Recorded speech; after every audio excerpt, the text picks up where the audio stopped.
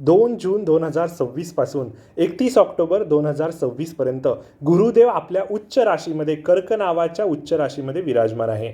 त्यात मीन राशीच्या जातकांना विशेष असा फायदा यामध्ये मिळणार आहे. कारण गुरुदेव जलतत्वाच्या राशीमध्ये उच्चीच्या अवस्थेत आहे. आपली सुद्धा जलतत्वाची रास आहे आणि आपल्या पंचम स्थानावरती गुरुदेव विराजमान आहे. त्याचा विशेष असा फायदा विद्यार्थ्यांना आपल्या अभ्यासामध्ये होईल. त्यानंतर तिथून गुरुदेवांची पंचम दृष्टी ही आपल्या भाग्यस्थानामध्ये पडणार आहे.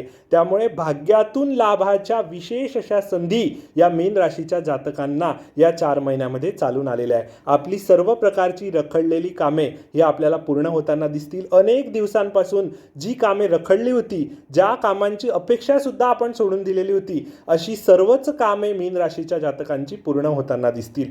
गृह सौख्यासाठी सुद्धा अतिशय उत्तम असा काळ हा आपल्याला बनलेला आहे. आपल्या लहान भावंडांसाठी सुद्धा उत्तम असा काळ हा आपल्याला बनलेला आहे. त्यानंतर गुरुदेवांची नवम दृष्टी ही थेट आपल्या वैयक्तिक स्थानावरती जाते.